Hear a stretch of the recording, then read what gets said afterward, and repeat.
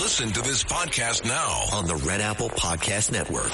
The Idea Gen Global Podcast with George Sifakis. I'm George Sifakis. In a world overflowing with noise, there is one forum where the world's smartest voices connect, where visionaries sit at the same table as innovators, and great minds don't just talk, they act. Download all of Red Apple Media's podcasts right now through your favorite podcast platform. The More Money Show with Steve Moore on the Red Apple Podcast Network. Yes, folks, that is the More Money Show theme song, Money by the Beatles. This is the More Money Show. I am Economist Steve Moore, and we are here to help you make more money and to make heads or tails about what's going on with this economy. What is Washington doing? We try to talk about finance. We try to talk a little bit about politics. We talk about the economy. And so thank you so much for joining. Our ratings are fantastic, and that's thanks to you all over the country that are listening to the show. We have affiliates all the way from Los Angeles up to Maine, down to Georgia and Florida, and the Midwest we got covered with St. Louis, with Minneapolis, with Chicago. So thank you for joining. It is always a privilege and high honor for me to be in front of this microphone every Saturday afternoon for those who are listening live. And I know a lot of affiliates carry this show throughout the rest of the weekend. So God, I cannot believe less than 3 weeks till Christmas. It's, this is a very, contracted, Christmas season because Thanksgiving was late this year. So get out, folks, quickly and get your holiday and Christmas shopping done. The malls are filled. One of the most interesting things, everybody talks about this affordability crisis. Oh my God, everything's unaffordable and Americans are, they don't have money to spend. And yet, if you look at the data that just came out, 2 days ago, it shows consumers are spending more than ever. Consumers are taking out their wallets, they're taking out their credit cards, they're going online, and they're spending. And in my opinion, that's because this affordability crisis is a bit of a hoax.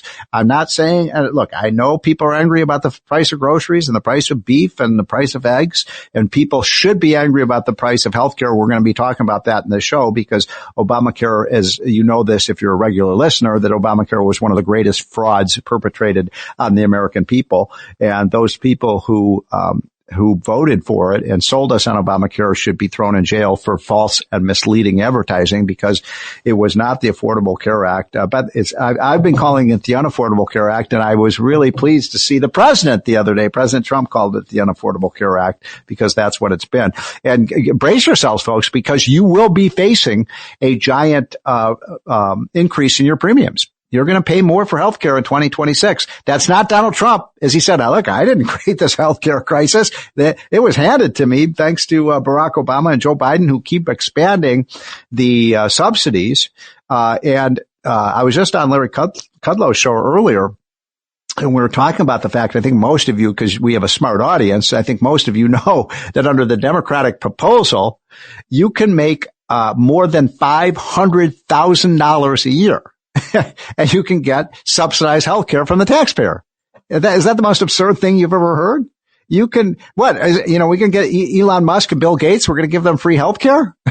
Ridiculous. And so, and of course, we have to provide illegal immigrants free health care, right? So we can import, tens and tens of millions more people. By the way, I'm pro-immigrant, but they have to come in legally, and they should not, immigrants should not be eligible for welfare. Immigrants should come into the country because they want to work and they want to get ahead and they want to share the American dream. And because this is the land of opportunity, not because it's the land of handouts. And so, this crisis, by the way, that's going on in Minneapolis, I don't know if you're following it. We call it the land of 10,000 scandals because so many of these Somalian refugees are coming in, and they're just the first thing they're doing is signing them up for free this, free food, free healthcare, free rent, free everything. It is really, really turned into quite a crisis in the city of Minneapolis, and so we'll keep our eye on that. A couple things I wanted to start this show talking about. One of them is what is happening with the U.S. economy overall, and is it healthy or unhealthy? If you look at the polls, they show most Americans right now are pessimistic, and I don't get that. I'm confused by that. I'm befuddled. Because if you look at the official statistics that I'm looking at, things look pretty darn good for the economy. I mean, we have record high affordability. This year, the average family, adjusted for inflation, and I'm talking about median income, those are people in the exact middle of the income spectrum, have seen a $1,200 increase in their after inflation income. And by the way, that also doesn't take into account taxes, which are going down as well because of the big, beautiful bill. So by my estimates, it's close to $2,000 to $2,500 lower costs and bigger paychecks after adjusting for inflation. And that means that the affordability of everything that we buy has gotten, things are more affordable now, not less affordable. In fact, if for those of you who are regular listeners to this show, one of my themes is there's no time ever in the history of the world and no other place that you'd want to be than in the United States right now. We have more wealth. We have more income as a country than ever before. And I'm not talking about Elon Musk and Bill Gates and Warren Buffett. Of course, they have a lot of money, but I'm talking about just average families have a much higher living standard than they did 30, 40, 50, 60, 70, 100 years ago. It's just a fact.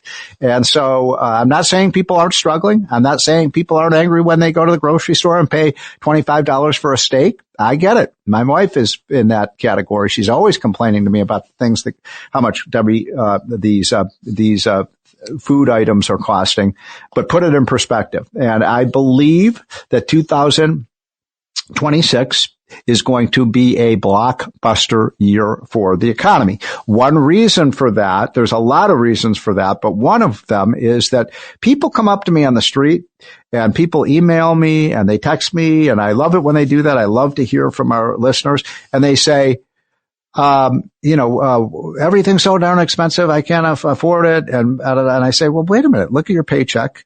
Look at, how much higher it is now than it was before. And then look at your savings. So at Unleash Prosperity, we have a new study. I'm going to give you a sneak preview of this. We haven't released it yet. We'll release it next week. But the average household has gained about $25,000 in 10 months from their 401k plans and their retirement accounts. And so it's good news, folks, for the economy. I'm not saying there are people out there hurting. I understand that. And people are angry about healthcare costs. I understand that. You should be. But we're going to solve these problems. Trump is well on the way.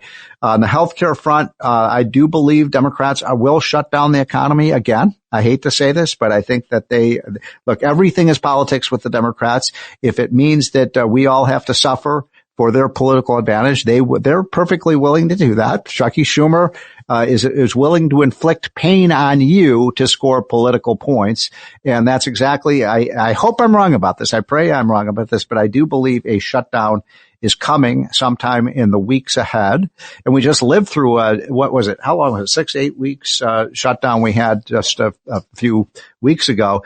This is what the Democrats do. They create chaos and mayhem, and then they point to Trump and say, look, it's Trump. And by the way, most polls show that Americans blame Trump for the lockdown and the shutdown, when in fact it was, of course, Chucky Schumer. And you all know that because you're a smart audience. Hey, we've got a great show lined up for you today.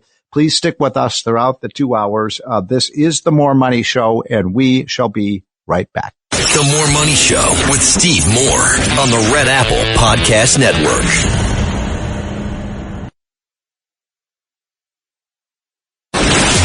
The More Money Show with Steve Moore. Entertaining and informative. On the Red Apple Podcast Network. Welcome back, folks. This is the More Money Show. Thank you so much for joining during this holiday season on a Saturday afternoon. I always say that I am not the smartest radio talk show host, but I do get some of the smartest guests, and my next guest really fits into that category. I'm talking about the great Bob Nardelli. Bob Nardelli. He was the CEO of Home Depot. He was the number 2 guy at General Electric. He has the Midas touch. Everything he touches turns to gold, and that's why I love to take economic advice from my friend Bob Nardelli, who, Bob, I think you and I first met in the green room at Fox News many years ago, and I really value our friendship and your advice. Thank you very much. I think that's right, and I've always enjoyed being either on air or on your show on Saturday, so thank you for the opportunity, Steve. So a lot to cover, Bob, and I wanted to start with something you are an expert at. I can't think of anybody better to ask this question because you were in retail, so you know how Americans shop and how much they shop and the kinds of things that they buy, having run Home Depot. And by the way, congratulations for your amazing success there. What is the mood of the consumer? Everybody's saying that there's an affordability crisis. I was saying earlier on the show, boy, people are spending a lot of money. If you look at the Christmas season and the Black Friday shopping, a lot of people are spending money. How do you assess the situation for the American consumer right now? Yeah, that's a great question, Steve. And at best, I would say there's a bifurcation there of shoppers.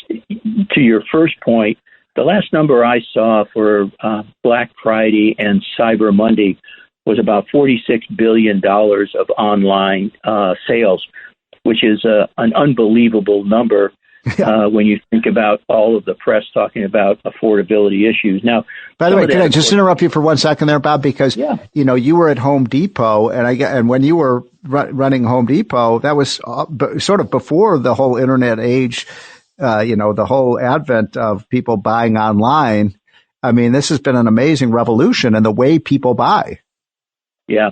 A quick anecdote on that. I was there and my IT guy came in into the staff meeting and said, you know, let's think about Cyber Monday. And everybody said, what the heck are you talking about? Right.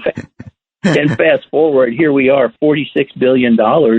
And again, Steve, some of that's going to be inflationary numbers, but I was really shocked at that number. What we'll have to take a look at going forward is what's the credit card exposure on that, and what kind of situation does that put our shoppers in? Number one.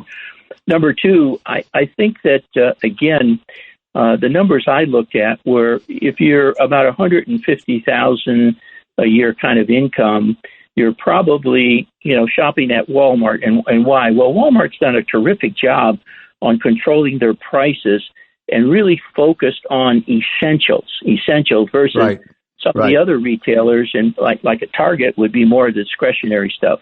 Fast forward, Home Depot, my experience, and Ted Decker and the team's doing a fabulous job over there.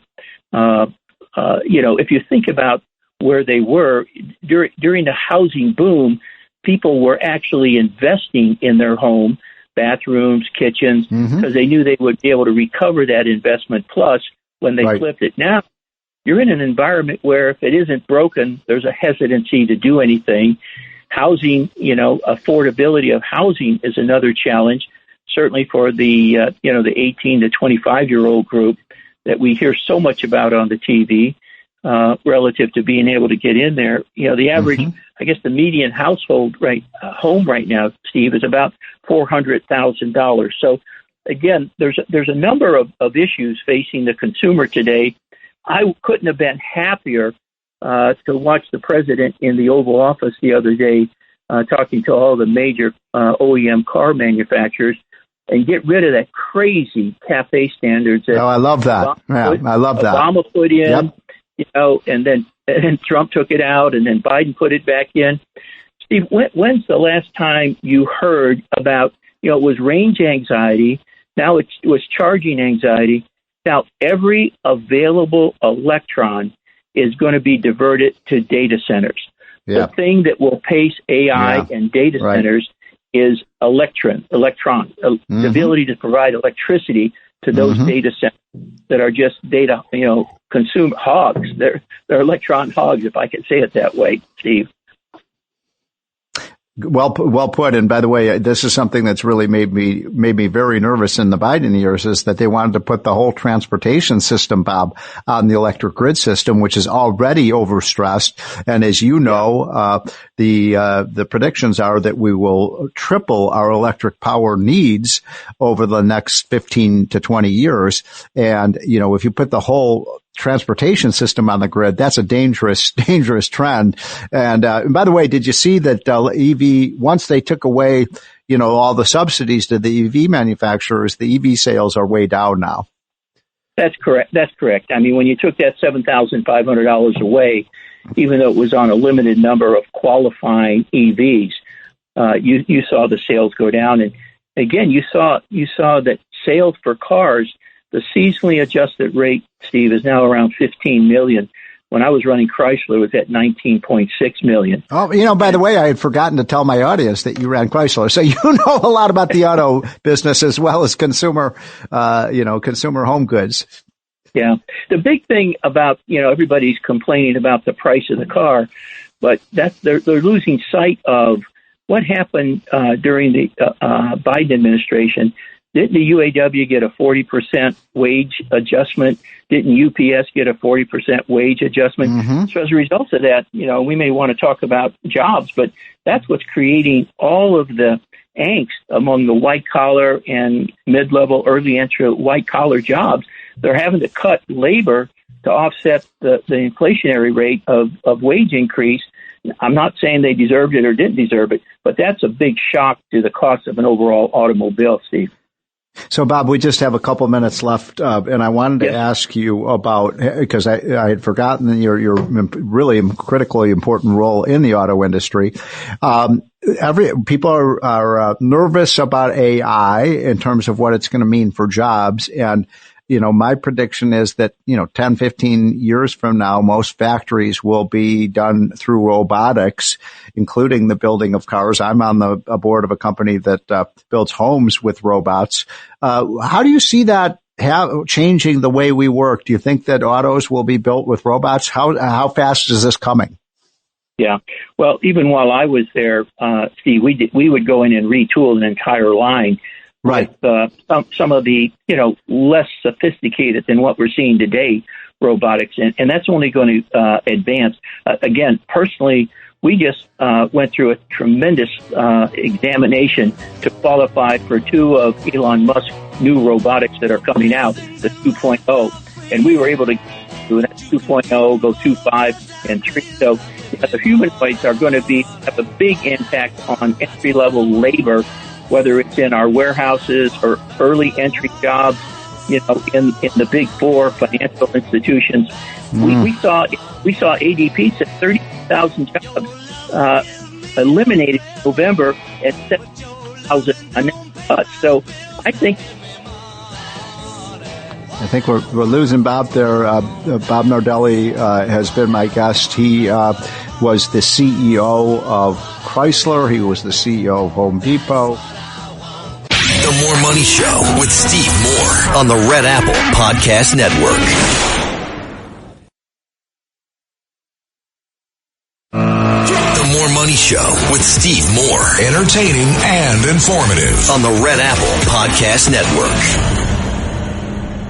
Welcome back, folks. This is the More Money Show. Thank you so much for listening. By the way, I wasn't able to properly thank Bob Nardelli for coming on the show. He is one of my heroes, and I hope you learned a lot from him. I certainly do, and I talk to him all the time. He just has his finger on the pulse of what's happening with the economy, and we're going to get him on again in the weeks ahead because there's nobody who really sees the direction of the economy better than Bob does, and so many thanks to him for coming on.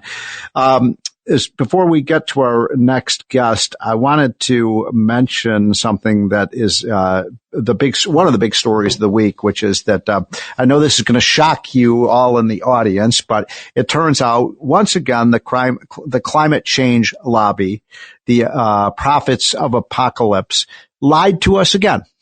I know you're probably going to fall off your chair. That never happens, right? But it turns out they completely lied about climate change. And this has been something I've been working on for 25 years, counteracting the doom and gloom end of the world movement that has been really trying to destroy the world economy and take us back to when we lived in caves without electricity. And so the latest study, you may have read about this in the New York Times or the New York Post or the Wall Street Journal. It was covered by Fox News. But in case you missed it, the major study over the last 10 years that frightened everybody in the world and became the rallying cry for the radical left green movement. And for people like Joe Biden, was a study that came out, I think it was about 2 or 3 years ago. I don't remember the exact date of this, but it came out recently, in recent years. And they predicted that trillions and trillions of dollars, multiple trillions of dollars would be lost from the world economy if we didn't stop using fossil fuels. And this was by the year 2100. And there was so much wrong. As soon as that study came out, I was all over it. And we talked about on the show when the study came out that it was a fraud, that nobody really knows what the temperature is going to be of the planet 70 years ago, what's going to happen with the economy 75 years from now. But this predicted it. And by the way, the end of the story is that they way overestimated. They had to retract the study. It was all phony baloney. It was all a big lie. Gee, what a shock that the climate change people would lie about what's going to happen with global temperature. So another reason to never trust these people. These are the people who say, oh, we have to follow the science. And then these are the people who make up the science. So stop lecturing us about being deniers and stop lecturing us about not following the settled science, because nothing's settled here. Okay. I believe we have my friend. I'm so honored. Do we have Liz Truss with us, the great Prime Minister of England?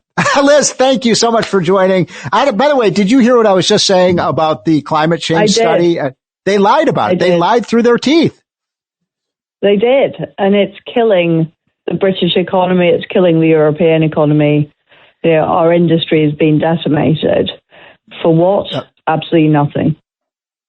So, by the way, this is Liz Truss, who was the Prime Minister of the UK. She's become a good friend. She is a strong supply sider. She believes in free markets. She believes in freedom. She believes in limited government, all the things that we do in America. And Liz Truss, you are one of my heroes. I was so eager to talk to you because I'm worried about what's happening in England right now.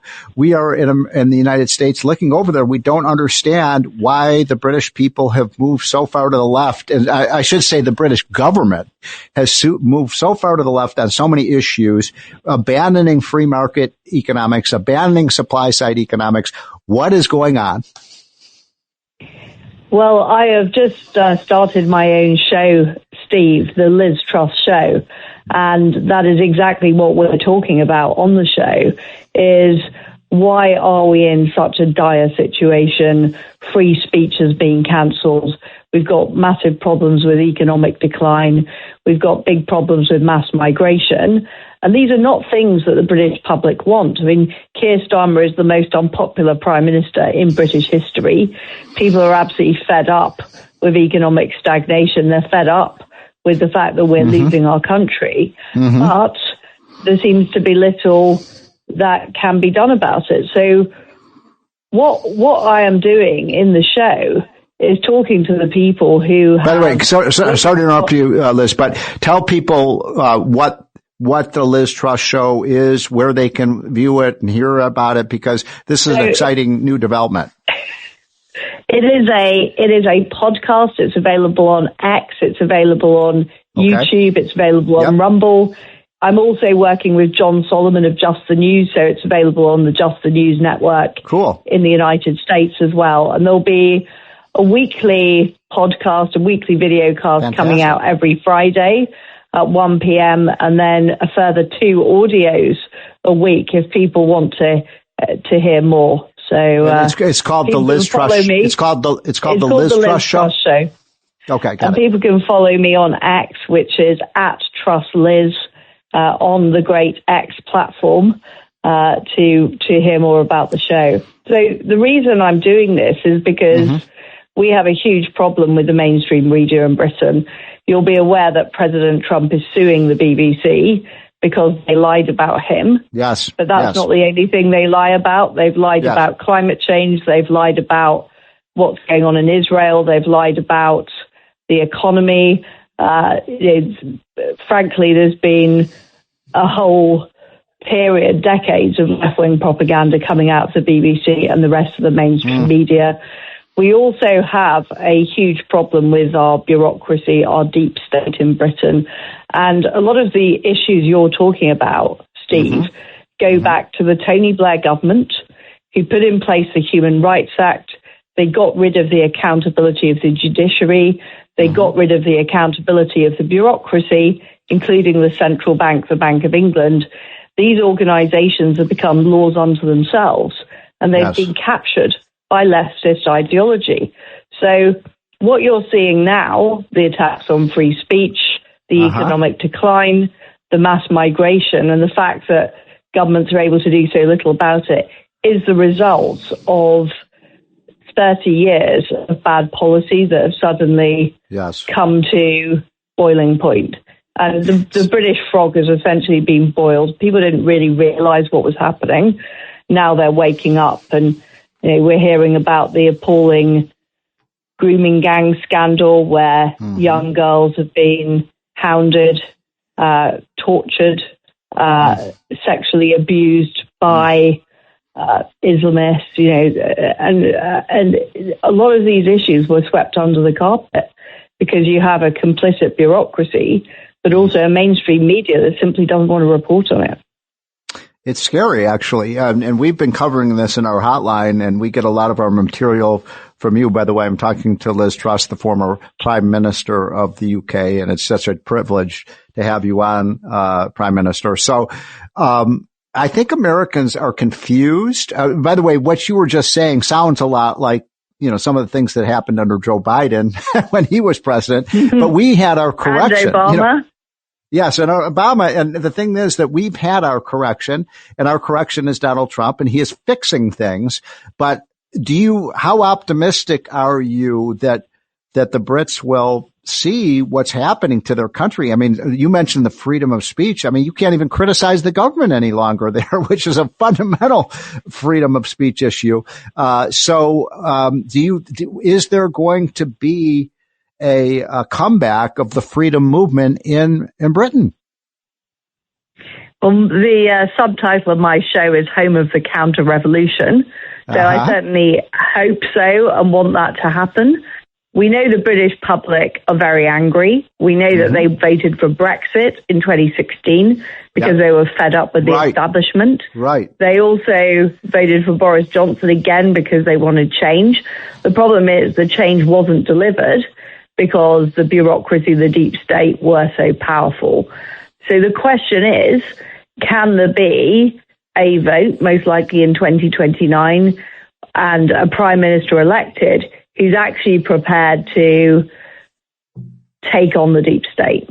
And what does that mean? What it means is legislating to remove all those Blairite laws I was just talking about, the Human Rights Act, the Climate Change Act, the Equality Act, that embedded DEI into law, but also changing the way the British government system works and actually appointing the top bureaucrats rather than allowing them to be supplied by the permanent civil service.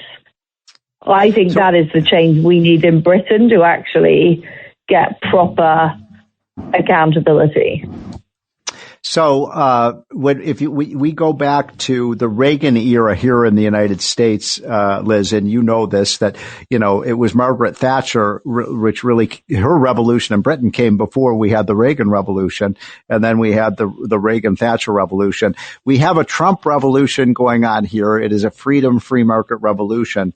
How confident are you? We're very good friends with Nigel Farage, as you have. He is the head of the Reform Party in Britain, for those who don't follow British politics. What worries me is the Conservative Party, the party that you were part of, has moved to the left.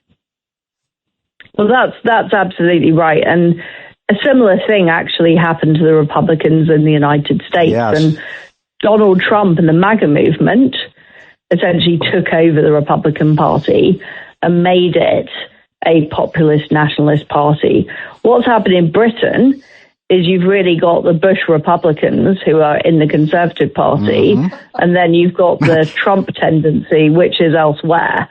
And what needs to happen is these various forces need to assemble to become a fighting force to actually do what it takes to reverse the Blair revolution. And that is a massive ask. What I want to do on my show is expose what the problem is And the fact that the problem is not just the occupant of number 10, however much we all don't like Keir Starmer. The problem is that the police have been infiltrated. The judiciary are now unaccountable. The Bank of England and the Treasury are now card-carrying Keynesians who believe in net zero and mass migration. You need to not just replace the Chancellor of the Exchequer, but you also need to replace the Governor of the Bank of England, the Permanent Secretary at the Treasury. There's a whole swathe of people who need to go. And these people have presided. This is why, even though you've had both Labour and Conservative governments, you haven't really seen the policy towards things like fracking change or tax change or human rights change, because it's those bureaucrats who have remained in charge throughout. I'm talking to the great Liz Truss, who is the former Prime Minister of Britain. And by the way, you came against that evil empire which tried to destroy you. Well, and I already knew. Yeah. I already knew when I became Prime Minister, because I'd spent 10 years as a government minister in different government departments. I knew what the bureaucracy were like. I knew that they were, in favour of transgender ideology, that they were Keynesian economically, that they were anti-Israel. I knew all that stuff. When I was Prime Minister, though, and I was actively sabotaged by the Bank of England, I then understood the sheer power that they had, but also the fact that they were prepared to defy a democratically elected leader in order to preserve their own agenda and their own vested interest. Well, they tried to, Liz Truss, do the same thing to Donald Trump. As you know, they tried to put him in prison. They raided his home in Mar-a-Lago. They had 9 indictments against him and tried to impeach him 4 times. He was able to survive the barrage that unfortunately you were not able to. We've only got a couple minutes left. I'd like to ask you, I've been predicting, and I'd just like your reaction to this. I think we're going to see a Trumpian revolution all over the world, where people are sick of the bureaucracy. Yes. Okay, good. And is it coming to Britain? Well, it's definitely what I want, but we're going to have to fight for it. Fight for it, yeah. And I know from my own battle just how tough, how well-funded the enemy are. That's the problem. But you know what? Funded. There are more of us than there are of them.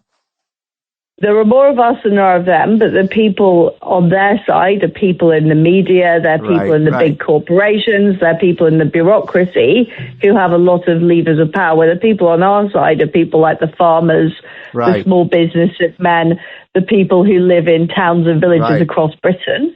They don't have the same power and voice. And, we look to America, we look to the MAGA movement for inspiration about how these people are taken on. And one of the things we want to do is develop the independent media to actually be able to galvanize and talk to people about what's happening in our country, hence why I'm setting up my show. I've been to Britain a number of times in recent years, and I ask people, just cab drivers and construction workers, people on the street, what do you think of Donald Trump? And people come and they'll say, oh, we need a Donald Trump here in Britain. So he seems to be popular with the working class. He is popular, but you'd never know that if you watch the BBC. Right, exactly. They spout a load of lies. And actually, a lot of media that's international, like the Financial Times and the BBC, they are the worst of the left-wing groupthink in Britain.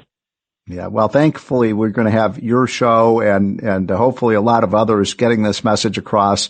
We need a freedom revolution. It started in the United States. It has to go to the UK and then around the rest of the world. And you're a key part of that, Liz Truss. And so it is the Liz Truss Show. You can find it on the internet. You can explain in our last 30 seconds how people can listen and watch your show.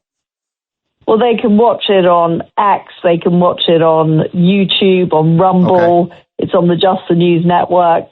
It'll be available soon on Spotify. So all of the platforms will have it on. Fantastic. Well, thank you for everything you do for the freedom movement, Liz Truss, the former Prime Minister of Britain. And we will be right back, folks. This is The More Money Show. The More Money Show with Steve Moore on the Red Apple Podcast Network. The More Money Show with Steve Moore on the Red Apple Podcast Network. We're back, folks. This is the More Money Show on a Saturday afternoon, and thank you so much for joining around the country. But boy, what it was a privilege for me to have Liz Truss, the former Prime Minister of Britain, on our show to talk about. It's scary. What she was talking about is very frightening. I mean, England should be one of the places where freedom reigns, and they are losing control of their freedoms in Britain. Taxes are going up. There's no freedom of speech any longer in Britain. They are overwhelmed by climate change fear and all of these things that the left is trying to do in the United States. And one of the many reasons I wanted to have Liz Truss on was to warn you all of this is coming to America. If it can come to Britain, it can come across the pond to this great country of ours. Thank God Donald Trump won the presidency. I'm not in favor of everything Donald Trump is doing. I have a great personal friendship with him. I've been honored to work for him. I call balls and strikes here. When he does things I like, I call it out. And when he does things I don't like, I'll call it out as well. I'm not a big fan of tariffs, but he is really preserving America, and he's protecting America from these kind of left-wing trends that have destroyed Britain. They're talking about raising taxes higher than they were before the Thatcher Revolution there. And I guarantee you, if the left takes back control of our economy, God forbid, in the next election, which would be, of course, be in 2028, I'm very fearful of what could happen to our country. But Trump is pushing all the right buttons. It's an astonishing thing that the left can take control of a government and your freedoms just vanish. And that has happened in Britain. And by the way, Britain is becoming poorer and poorer by the day. The people are being hurt the most by those left-wing policies, and the socialism policies are the people at the bottom of the economic ladder. In just my last couple minutes of the show, I wanted to alert you to the fact that, first of all, everyone should be getting the Unleash Prosperity hotline, and you can do that. It is absolutely free. And just go to unleashprosperity.com and sign up, and you get a free economic newsletter every morning. You can read it in 5 minutes. It is very popular in Washington, D.C., with CEOs around the country, with some of the smartest people I know are reading it, and that's why you need to read it. But one of the things we're promoting at Unleash Prosperity is a checklist of what we have to do to fix healthcare. And just very quickly, we need to deregulate. We need to let people have the choices of how they spend their money. We have to have catastrophic coverage and get away from this idea of the government providing all the money for all the care. And finally, and most importantly, we need health care price transparency so that everyone knows what things cost, because we need to make sure that the cost of healthcare goes down, but everyone has adequate healthcare coverage. That is one of our missions at Unleash Prosperity.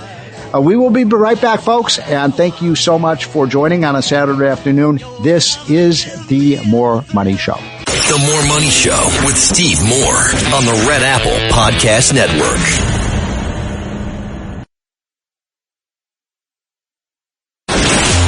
The More Money Show with Steve Moore. Entertaining and informative. On the Red Apple Podcast Network. We are back, folks, for the second hour of the More Money Show. Thank you so much for joining. Boy, we had a great first hour with the great Liz Truss, who was the Prime Minister of the UK.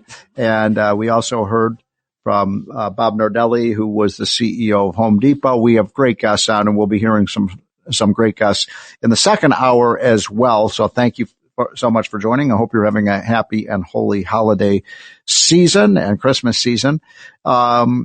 So a lot to talk about. By the way, we will be taking your calls in the bottom of the hour. I want to hear from you about how you feel about the state of the economy, what you think is going right, what do you think is going wrong. How would you grade Donald Trump so far on the economy? I know people right now, if you look at the official polls, his numbers on the economy are not as good as they should be. We really should be looking at much better numbers. You're talking to Steve Moore, an economist who is super bullish about this economy. I think we're going to see a blockbuster 2026. And so yet the polls show people blame some of the problems on Trump, and they're losing faith in his ability to rebuild the economy from the collapse under the Biden years.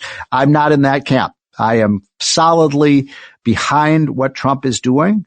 I don't like the tariffs, but boy, I love his tax cuts. I love his pro-America energy policies. I love the deregulation. I love the fact that he's taking on the Democrats on this crazy Obamacare subsidies. I love the fact that he puts America first and put America companies first. I love the fact that he's bringing hundreds and hundreds of billions, if not trillions of dollars of global investment back to the United States. I love the fact that he has gas prices around the country below $3 a gallon and in some places as low as $2.50 a gallon. I love the fact that we are producing more oil and gas in this country than any time in American history. I love the fact that we're back building nuclear power plants. I love the fact that he has extended the tax cuts from 2017, preventing a $2,000 per family tax increase next year. I love the fact that we're going to do no tax on tips, no tax on overtimes. That starts in January. People come up to me all the time.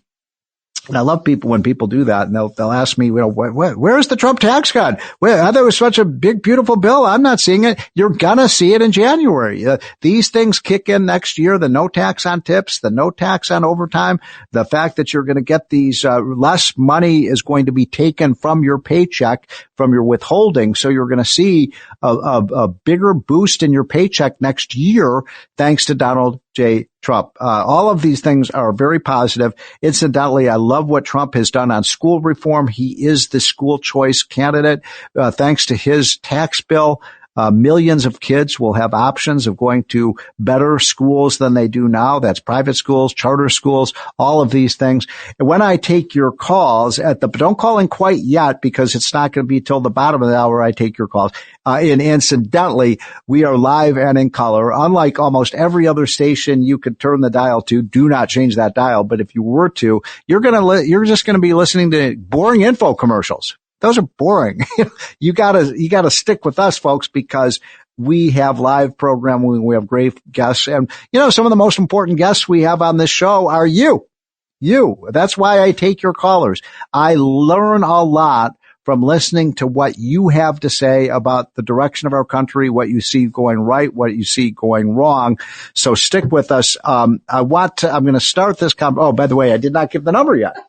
My producer, Tim, Desher is telling me that it's not going to work to have you call in if you don't know where to call in. So that number at the bottom of the hour is 1-800-848-9222. I'm going to say that again slowly, 1-800-848-9222.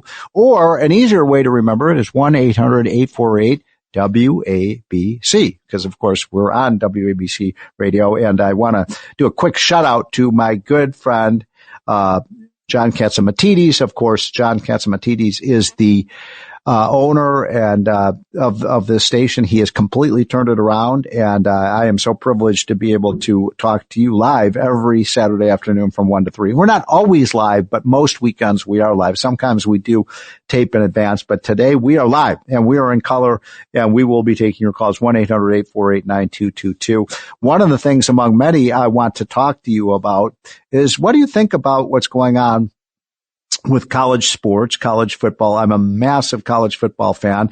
As you know, this is a big weekend for all the conference championships. But this is a more money issue, of course, because college athletics, especially college football and college basketball, are huge money, multi-billion-dollar industries. And a lot of these quarterbacks and a lot of these point guards and so on are making more money staying in college and getting paid than they would if they went professional. I'd like your ideas about what do we need to do about it? Is it out of hand right now? There is a bill in Congress called the SCORE Act, which I support, which would basically make sure that these student athletes who are now essentially professional athletes, but they're also students, that they do not have to join a union, because the unions want to unionize the athletes. And I think that would be outrageous, especially because they only play 2 or 3, in some cases 4 years in college games. So why would they want to join a union? But also, I think there just needs to be some oversight of this. Should universities be considered nonprofit organizations, given the fact that they make billions and billions of dollars, the fact that the students are being paid, the fact that they're building $100 million stadiums, sports stadiums, football stadiums, the universities are with tax-free dollars. You know, I've always been an advocate, by the way, and I love college athletics. I love college football especially, but we should tax these activities. You know, why are colleges nonprofit organizations? I want your reaction to this. I know this is maybe an unpopular opinion on college campuses, but I don't understand why a money-making operation like this that makes billions and billions of dollars in TV contracts is not paying taxes on those profits. So I'd like your reaction to that. I want to hear your ideas about how we can fix the healthcare system in this country, because it is broken. It is broken. Obamacare is a complete failure. I think we need to overhaul the whole system. So let's do this. Okay. Let's fix our healthcare system. Let's fix college athletics. Let's balance the budget. Let's get spending under control. I've said this earlier on the show. I'm going to say it loud and clear to you folks again. The Democrats, Chucky Schumer, is going to shut down the economy again. I just feel it. I know these people. I've been in this business a long time. They do not want to negotiate with Trump. They want people who make as much as $500,000 a year to get free health care from the taxpayers, even though we're going bankrupt. They want illegal immigrants to get these subsidies. They don't care that there's massive tens of billions of dollars of fraud. I bet a lot of you know people who are defrauding the system, whether it's food stamps, whether it is the Obamacare program, whether it is the welfare programs. People are ripping off the government. There are 21 states. This is an amazing statistic. There are 21 states, almost all of them are blue states, and I believe New York is one of them. I believe New Jersey is another one, that will not report to the government the Social Security numbers of these people to ensure that they're actually eligible for the programs.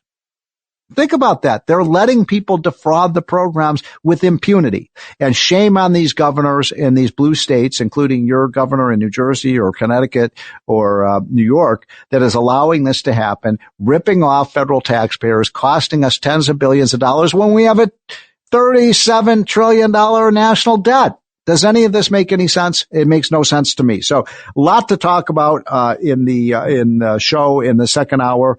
My first guest is going to be one of the top economists in the country, the chief economist at the Heritage Foundation, works with me at Unleash Prosperity, and that's E.J. Antoni. And then at the bottom of the hour, I want to hear from you. I want to hear your advice about how we fix things, whether it's college athletics, whether it's the healthcare system, whether it's balancing the budget.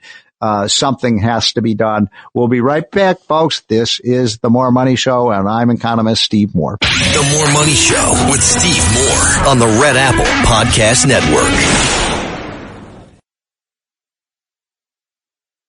The More Money Show with Steve Moore. Entertaining and informative. On the Red Apple Podcast Network. Welcome back, folks. This is the More Money Show. We're talking about how you can make more money, and that's why I'm so pleased that we have such a loyal audience. We have great ratings, and that's because of people like you. And I've said this every week, and so I'll say it again. I am not the smartest radio talk show host, but I have the smartest audience. And I know you're smart because you call in, and you always have amazing insights, and I learn a lot from listening to you. So thank you for regular callers. But by the way, if you've never called in, I want you to move to the front of the line. So, Jonas, anyone who calls in, who has not been on the show before, let's move them to the front of the line. By the way, that number, of course, is 1-800-848-9222. It is the More Money Hotline, 1-800-848-9222 or 1-800-848 WABC. That's an easier way to remember this. Okay, so I always bring on the smart economists, and one of my favorite smart economists is E.J. Antoni. He's one of my favorite economists because he works with me at Unleash Prosperity. That's why we hired him, because he's so damn smart, and also he is the chief economist at the Heritage Foundation. He is got his finger on the pulse of the economy. And E.J., first of all, thanks so much for joining. Oh, Steve, my pleasure. You are way too kind with the introduction. I appreciate it. So a lot to talk about, a lot going on. So first of all, just very quickly, tell us about the new inflation report that came out this week. It shows it looked like it's a pretty good report in terms of the taming of the prices, but what was your analysis? Yeah, Steve, I think that's right. It's good to see not only inflation coming in, roughly at expectations, it's also really good to see incomes growing faster than prices, right? Yes. We're seeing wage growth that's outpacing inflation. Great news, because that means not only are people's paychecks growing, but they can buy more with those paychecks, which is the most important thing. It's exactly the opposite of what we saw under Biden, as you've talked about so much, Steve. And then the other thing is that we are also seeing in a lot of instances people's income growth is actually outpacing their spending growth. So increasingly you have people who are actually able to save some money at the end of the month, as opposed to there being, what's the phrase, too much month at the end of the money, right? So again, it's a stark reversal to what we saw under Biden, and it's good progress. And so that's actually, that last statistic you mentioned is really, I'm actually a little surprised by that, because people are, one of the things that I've been noting and watching these trends about how people are earning and saving and spending, is that consumers are spending a lot. I mean, the numbers for Black Friday in terms of were all-time high for the last 6 months. You've noted this, and I've noted it as well, that consumer spending has been strong, and yet you're saying they're saving at the same time. So the only way they can save and spend at the same time is if their paychecks are growing. Exactly, Steve. That's right. Now, if you look at an income distribution, so you have people who don't make a lot of money, you have folks in the middle, folks who make a lot of money at the other end. It's not the same result throughout, but if you look at it in terms of the average, that's exactly what we're seeing. So diving into those Black Friday numbers, for example, most of the increase came from high income earners, but it is good to see that there are increases throughout that distribution. It's not just the high end. Again, it's a big contrast to the Biden administration, because what we saw back then was essentially folks at the bottom falling behind, and all of the wealth gains basically, and all of the increased spending coming from the upper end of the income distribution. In fact, by the time Biden left office, the top 10% of income earners were accounting for 50% of all consumer spending throughout the economy. I mean, that's staggering that it was that lopsided of an economic recovery for 4 years. Well, great points. And by the way, we have a new report that will be coming out sometime in the next few weeks, documenting that we have the official Census Bureau data. We've gotten access to data before anyone else does. And what it shows, EJ, and folks listening to the show, is that this idea, if you listen to the left, they say this is what they call a K-shaped recovery, that people at the top are seeing their incomes go up, but people at the bottom, their income is going down, and it makes a K-shape. That's not true. That is absolutely not true. What our data is showing is that not only did the median household income go up by about $1,200 over the first 8 months of the year, and not only did higher income people see an increase in their incomes, but also people in the bottom 25% have actually seen pay increases over this period. So this idea, EJ, that the rich are getting richer and the poor are getting poorer, not under Trump. That's not the case. It's exactly right, Stephen. And here's the irony of it. It's that the left are always telling us that they are the ones who fight for the poor, right? That their policies are the ones that are going to lift people up out of poverty. And instead, when they actually have power, who benefits? It's always the wealthy. It's their donor class. It's the special interests. The little guy got crushed. Ask yourself, how did the middle class and how did lower income people do under Biden? Did they do well or did they do poorly? And then contrast that with the first Trump administration. Well, you have a great study that is also coming out for Unleash Prosperity. We'll be releasing that next week. Let's give people a sneak preview of that, EJ. So you looked at what has happened to people's 401k plans, which is the major source of saving for especially working class families. And by the way, how many people have 401k plans in this country? Steve, it's almost 70 million people. I mean, wow. this is really tremendous. People, some folks think that, it's only the wealthy who have these kinds of retirement accounts. No, it's actually a majority of working Americans, a majority of working adults who utilize these kinds of savings plans. So it's really important that they do well, because so many Americans are relying on them to do well to fund their retirements. And then if you include, you're talking about 401k plans, but if you include IRAs and other types of saving vehicles that people have where the money is invested in the market, my friend Grover Norquist at Americans for Tax Reform says it's well over 150 million. So it's not true that the stock market is just all owned by rich people. And now you've looked at the 401k plans, the returns, and you looked at what happened in Trump's first term. And then you looked at what happened under Biden's term in office, his 4 years. And now you have the latest numbers for roughly the first year of Trump's second term. So can you give us a sneak preview of what you found in that analysis? Oh, absolutely, Steve. I'd be happy to. So in the first Trump administration, you saw really good returns on equity markets, so things like stocks. But then you also had reasonably good returns in the bond market under Biden, because interest rates were lower. Right. You had lower interest rates. You had very stable inflation rates, and that's why if you look at, for example, the difference in how a 401k did in nominal terms versus real terms, it's not that much of a difference. And then if you fast forward to the Biden administration, they didn't do very well at all in nominal terms, because although equities performed fine, the bond market got destroyed. Steve, if you can believe this, the bond market under Biden had its worst 4-year run literally in a century. That's how demolished the bond market got. And it was hold on, EJ. Okay, so explain to people, because a lot of people don't understand how the bond market works. So explain why it is that bonds got crushed when Biden was president. Why was that? Well, Steve, it's because we had big changes in not only interest rates, but also inflation rates. So ask yourself, if you get a bond from the Treasury, let's say, it doesn't have to be the Treasury, but let's just pretend it's a Treasury bond, and it's at 2%, and inflation is essentially nothing. And then inflation shoots up to 9%. You're losing money. Exactly. And now imagine interest rates are up to 4 or 5%.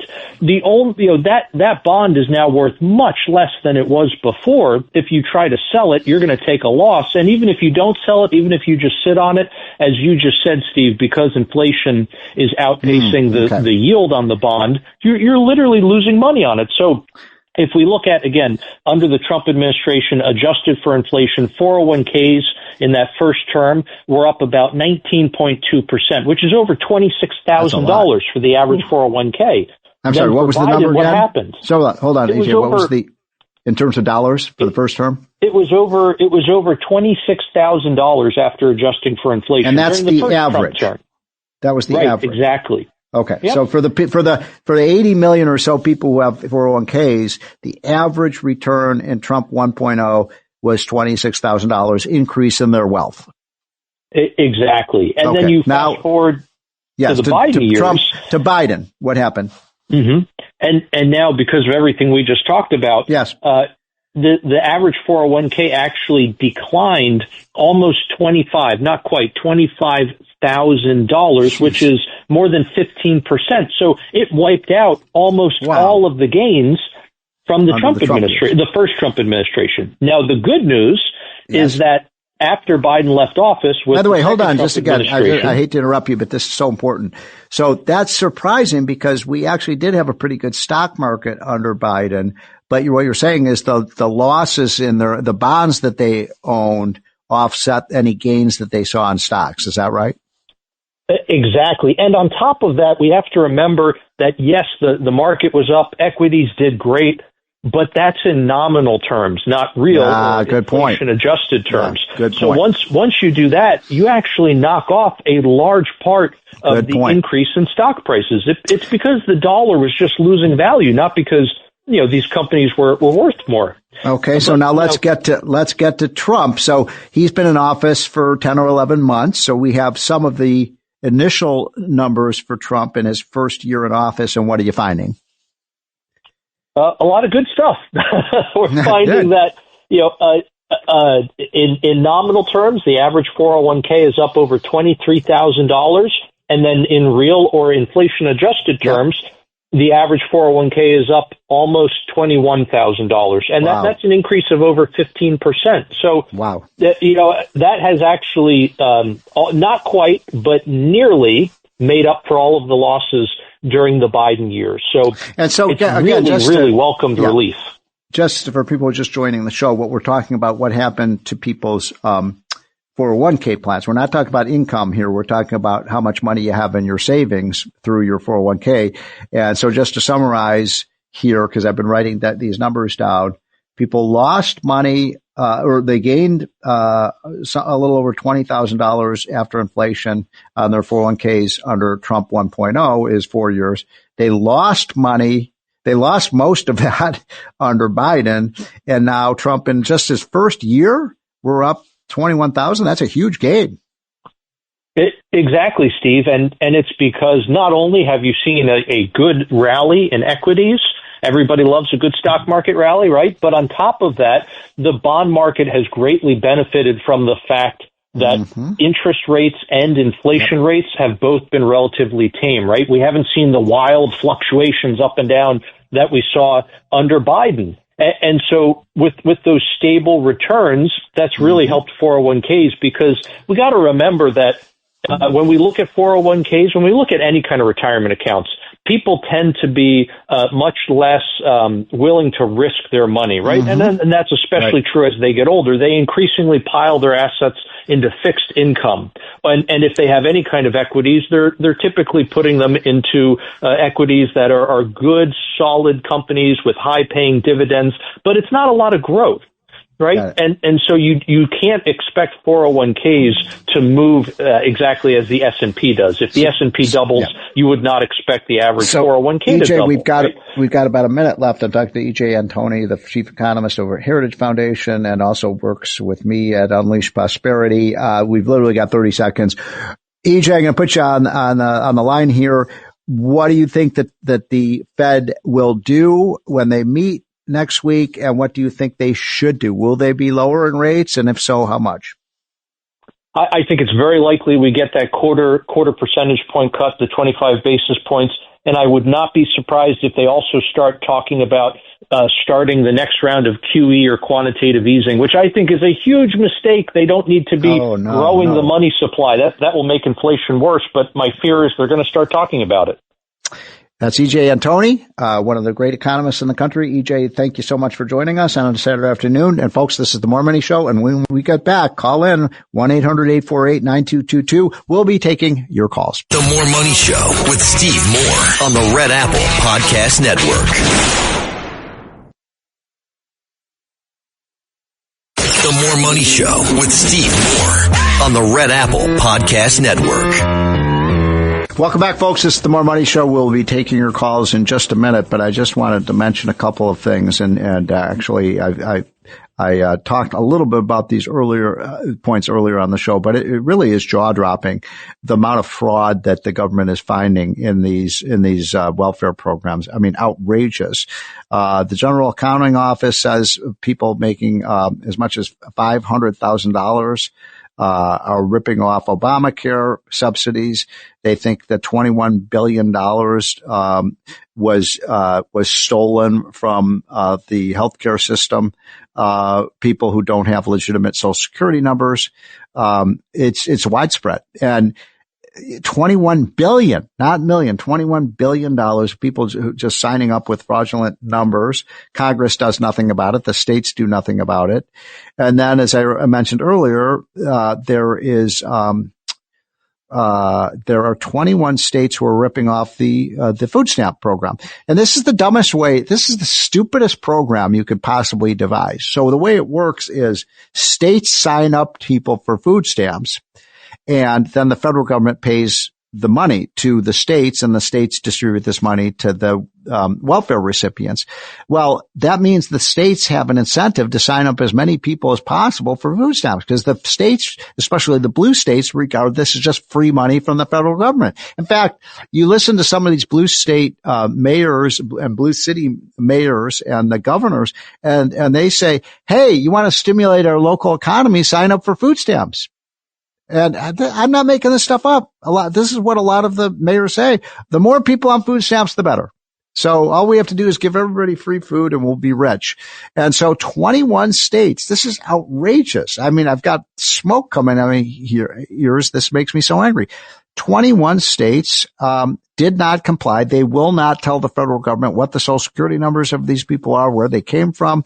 You've got some people who are getting food stamps in 5 different states. I mean, the whole thing is so out of control. We're talking about hundreds of billions of dollars of money stolen. My friend Brooke Rollins, who runs the agriculture department as the Secretary of Agriculture, said 186,000 dead people with people with social security numbers that belong to dead people got food stamp benefits.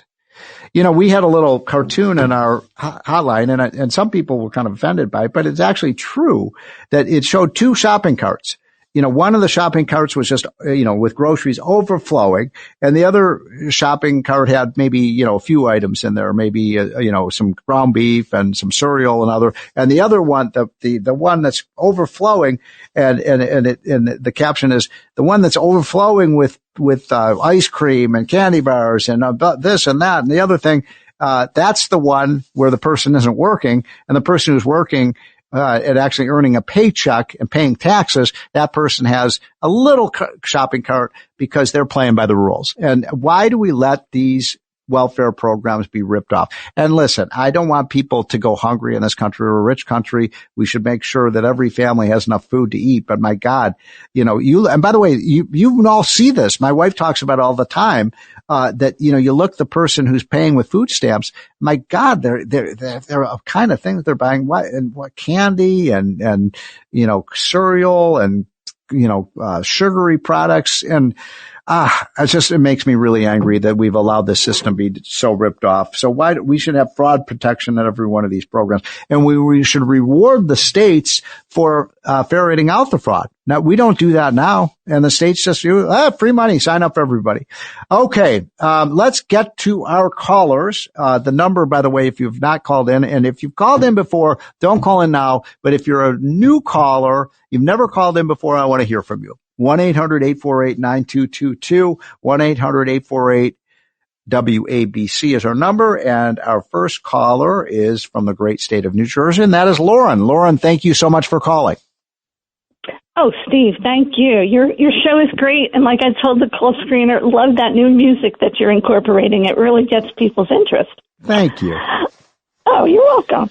So I'd like to propose an idea to get... We love ideas. I hope it's a good one. Go ahead. Okay, well, I hope so too. Okay, and it's to benefit and expose students in a practical, life skill way, give them firsthand experience, and it's a hook to get their interest, to motivate them, to get them excited, and show them how to save and manage their money, and how math skills are used on a daily basis, and the consequences of managing your money well versus not.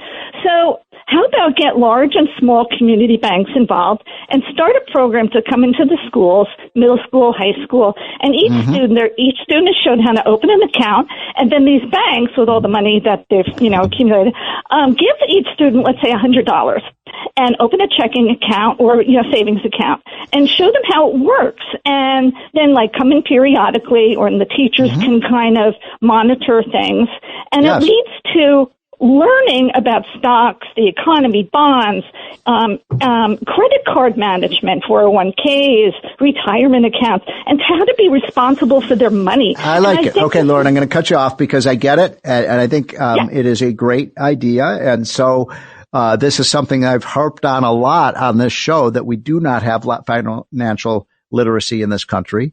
And, it's not such a bad idea. Give these kids $50, $100, or hopefully they have $100. Maybe they made, babysitting or mowing lawns, and allow them to see how much first of all, how do you invest that $100? How do you maximize your return on that? Do you put it in bonds? Do you put it in stocks? Do you buy NVIDIA? Do you buy Apple? Do you buy Google?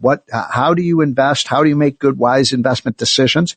And if you do that, it would be so great for our young people to have financial literacy, especially, by the way, and I'm so glad Lauren called in. Great call, because I forgot to mention one of the most important things that happened this week. One of the greatest gifts, maybe the greatest charitable contributions in American history was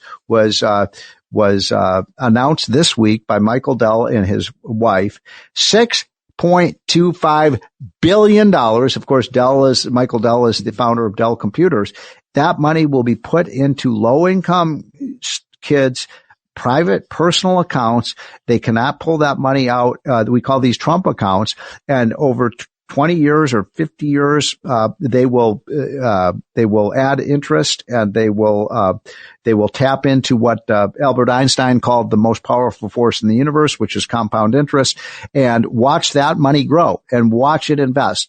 And I love this idea. This is a Trump idea. It's a Michael Dell idea. I'd like to see more philanthropists like Warren Buffett put money in these accounts so that our young people can really understand how you make money in this country. And that comes from investing when you are at a young age. So congratulations to Michael Dell and his wife. They deserve the Nobel Peace Prize for making our young people understand how the financial system works, and it will pull a lot of people out of poverty. I salute Michael Dell for his incredible donation. Okay, I think the next up is Jeff in Connecticut. Hi, how are you? Hi, Jeff. Thanks for calling in.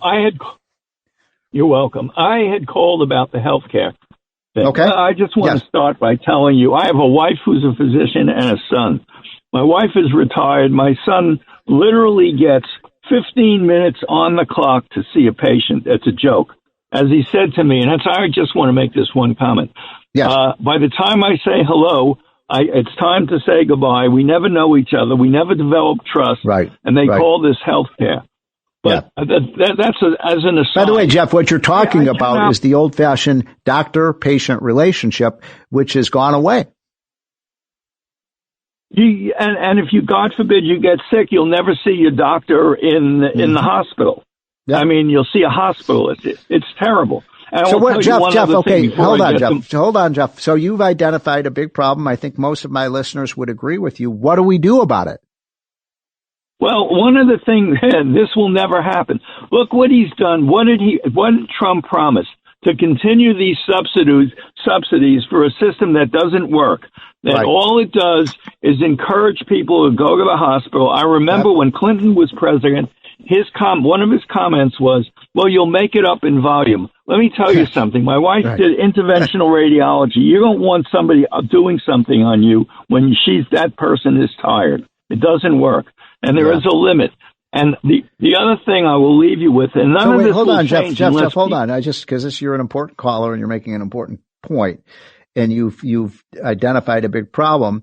I don't understand what are you suggesting we do to fix this? Now, my solution is to get rid of Obamacare, repeal the whole damn thing, and go back to a system where people have, coverage for the major medical expenses, but get back to, patients having a personal relationship with their doctor. I do that. I have a concierge doctor because I can afford to do it. I kind of bypass the whole bureaucratic system. Why can't we have something like that for everyone? How about having patients responsible for their medical bills?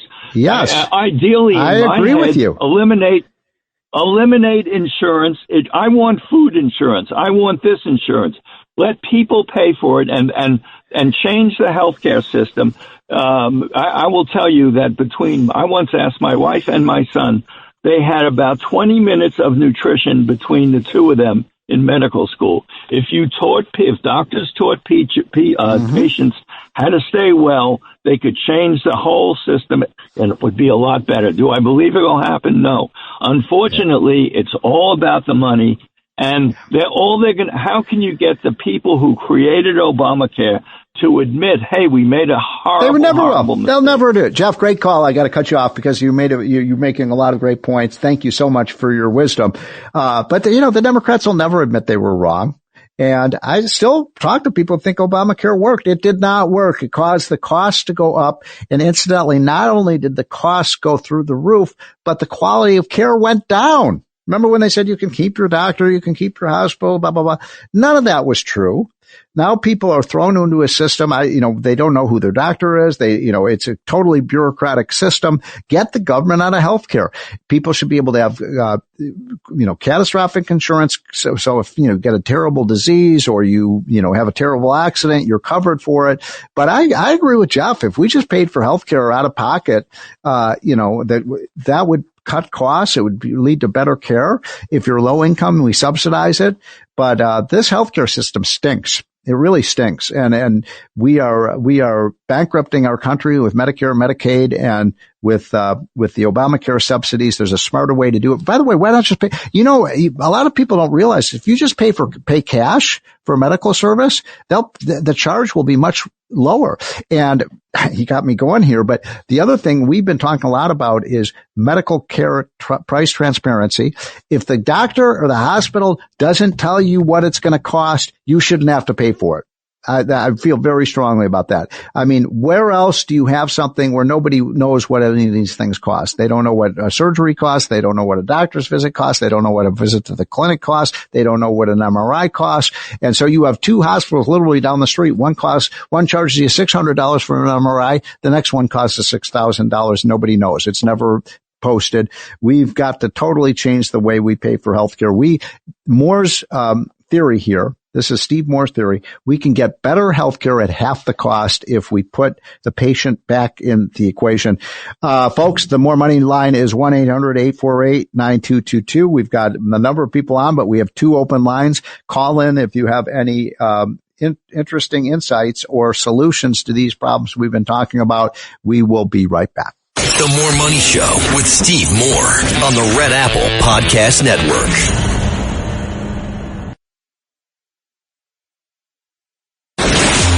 The More Money Show with Steve Moore. Entertaining and informative. On the Red Apple Podcast Network. Welcome back, folks. This is the More Money Show. Gosh, we have less than 3 weeks till Christmas, and I've got a lot of shopping to do. By the way, I'm old fashioned. I still like to go to the mall and battle the traffic and battle for a parking space and go in and see all the Christmas festivities. I know a lot of you do it online. My wife does, but I'm old fashioned that way. But boy, am I behind. I'm going to have to, as soon as this show is over, I'm going to head out to the mall if I'm able to, and buy some gifts. So, we've been talking all about the healthcare system, and we've had a lot of really good calls so far on how do we fix this healthcare system, which is so broken. And Chucky Schumer is going to shut down the government because he wants even more subsidies. And folks, if you pour water into a leaky glass, it's just going to pour out. If you got a leaking boat, you don't put more water into it. And that's essentially what Chucky Schumer is doing. More and more and more of these subsidies. And my very able,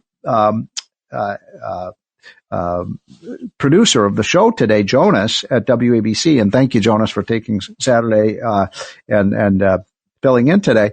Jonas was asking me this question offline. It's a great question. He said, well, look, if people are paying more out of pocket, as I'm suggesting, how are they going to be able to afford that? And here's what a lot of people are missing on this, because of course people don't have a lot of money out of pocket to pay for healthcare because you're already paying for it. You see what I'm saying? Your premiums are so expensive. Most people are paying $20,000, $30,000, sometimes $40,000 a year in premiums. Either they're paying for it directly or their employer is paying for it. What I'm saying is if you got rid of those premiums, if you got rid of that insurance for these, more minor expenses and just paid for it like we pay for groceries or pay for shoes or pay for anything else, we would be much more cost conscious consumers. Nobody asks what anything costs. The doctor doesn't ask what it costs. The patient doesn't ask what these things cost. And can you imagine going into the grocery store and paying for groceries this way? I mean, everybody, as my friend Phil Gramm, the former senator from the great state of Texas, says, if we paid for groceries the way we pay for healthcare, we'd all have steak and lobster and champagne every night because somebody else is paying the tab. And think about it. We're Americans. We always ask what everything costs. You buy an airplane ticket, you ask what it's going to cost. You buy your groceries, you buy your clothes, you buy anything that you buy, you always ask what it's going to cost, except in healthcare. It's so weird that we have this stupid way of paying for healthcare. What I'm saying is get rid of all the premiums except for, people who have, a major expense, and then you're covered for that. And everything else, you just pay cash. You're going to actually make money on this. In other words, Jonas, you're going to have more money in your pocket because less money is going to be taken out of your paycheck to pay for this. You're going to have more jobs because employers are going to save money on this. So it's just a much smarter way to do it. Now, the only people who are making money off this corrupt system we have today are the government, the politicians, and the insurance companies. And the insurance companies have gotten into bed with the politicians, and they're ripping us off. So that's my solution to this problem. I want everybody to go to our checklist at unleashprosperity.com. You can see we have 5 easy ways of solving this problem. It's not complicated. We're going to take on the healthcare industrial complex because they are ripping us off. And we're spending 2 to 3 times more than we were 20 years ago in getting worse healthcare results. Houston, we have a problem. Okay, let's see. Who do we have next waiting for us, Mr. Producer? We have Tom in New Jersey. Tom in New Jersey, thank you so much for calling.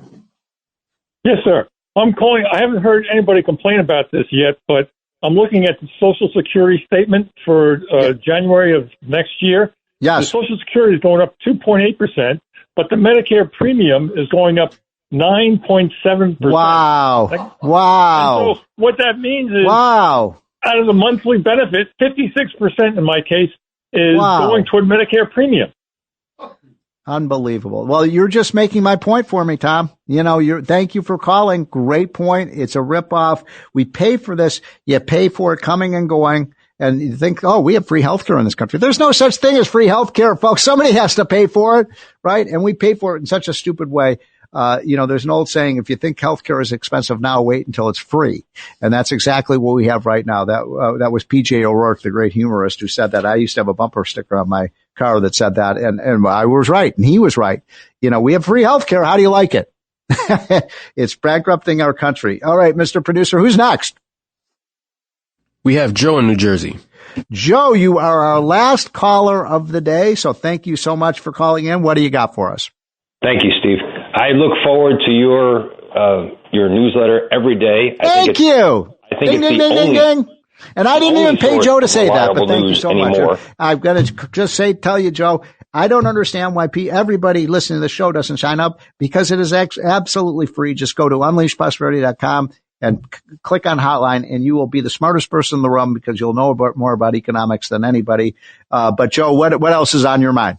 So I can't tell you how many times I read something in your newsletter and go, I wish that was the policy. I wish that was. There you go. But you know what? This stuff isn't complicated. Just let the free enterprise system work. Get the government the hell out of the way. Costs will fall. We'll have more affordability. And somebody's got to show me all these problems that the government is fixing, because I don't see it. Give me one segment, 5 minutes a week of stuff that isn't really covered in the news. You covered something this week about the Chinese taxing their birth control. At nowhere. Oh, yes. Is amazing.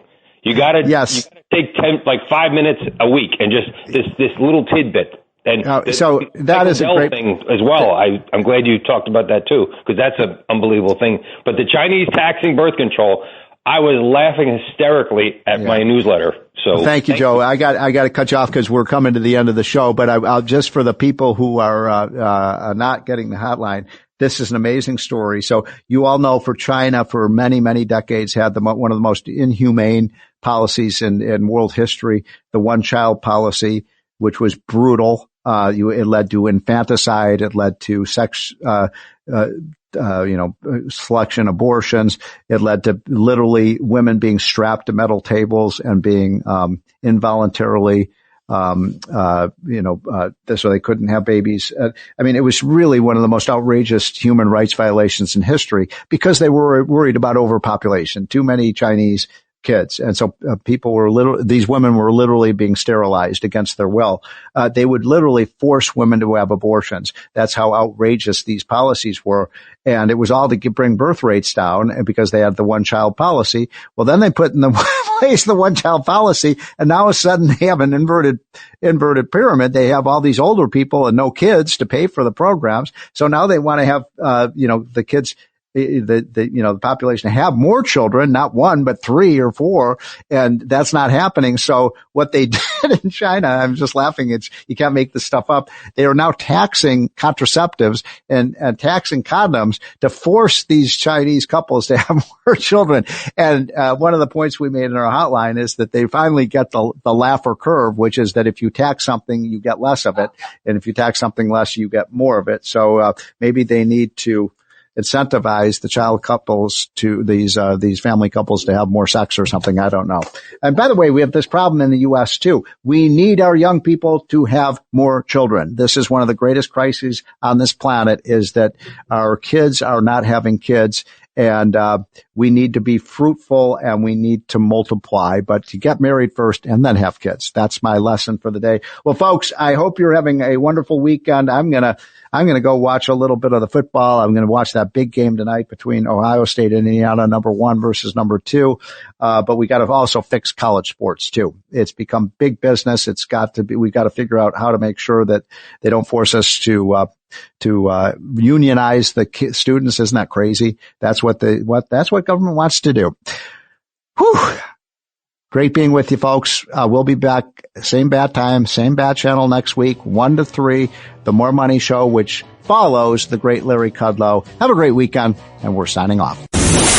Thanks for listening to More Money with Steve Moore. You can hear More Money with Steve Moore Saturday afternoons at 1.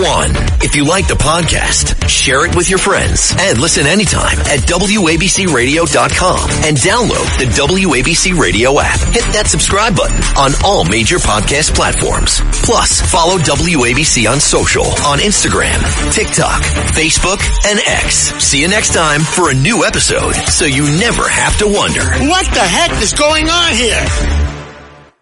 Looking for financial insights you can trust? How do you protect yourself as an investor? What's the strategy? I think it's really simple. I think you just want to be diversified in your portfolio. The Payne family brings real-world experience to every conversation. Well, I think that's the problem right now, is right, a lot of people that are close to retirement, they're taking so much risks. And if we do get a big sell-off, it could derail their retirement. Listen to the Payne Points of Wealth on the Red Apple Podcast Network.